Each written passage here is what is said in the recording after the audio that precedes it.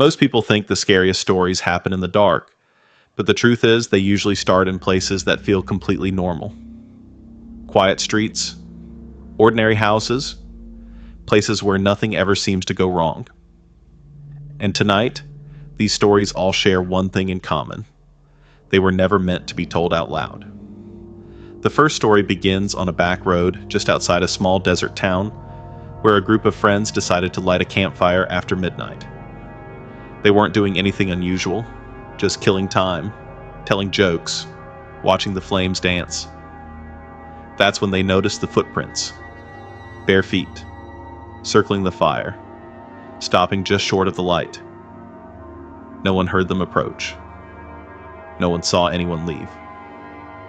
When they followed the prints into the darkness, they vanished without explanation. The fire burned low that night, and no one stayed until morning. A week later, one of the friends returned alone. The footprints were back, pressed deep into the dirt, circling a fire that hadn't been lit yet. The second story follows a man who loved camping by himself, far from city noise, far from people. He kept a journal, writing down everything he experienced at night. One entry mentioned laughter coming from the trees. Another described the sound of something mimicking his own footsteps just seconds after he moved. On the final page, written shakily, he noted that the campfire wouldn't go out no matter how much water he poured on it. Rangers found the campsite days later. The fire pit was cold, the tent was still standing, the journal was open. But the man was never found.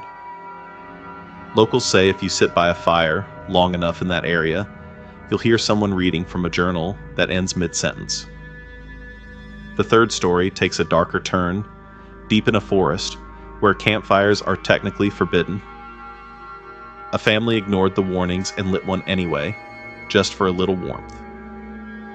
Their youngest child stared into the flames and asked who the other people were. When asked what she meant, she pointed into the fire and said they were standing very still, watching.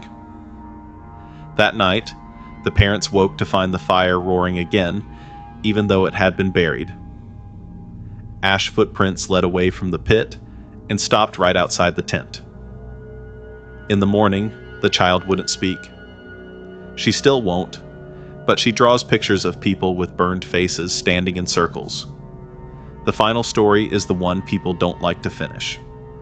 It comes from hikers who swear they saw a campfire already burning when they arrived at a clearing.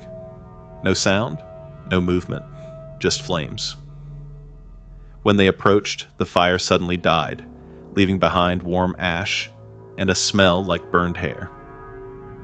One hiker felt something grab his ankle from beneath the dirt. He got away, but ever since, he says fires feel wrong now. Like they're watching back, like they're waiting.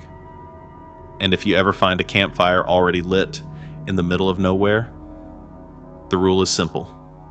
Don't add wood, don't step closer, and whatever you do, don't sit down. Sit.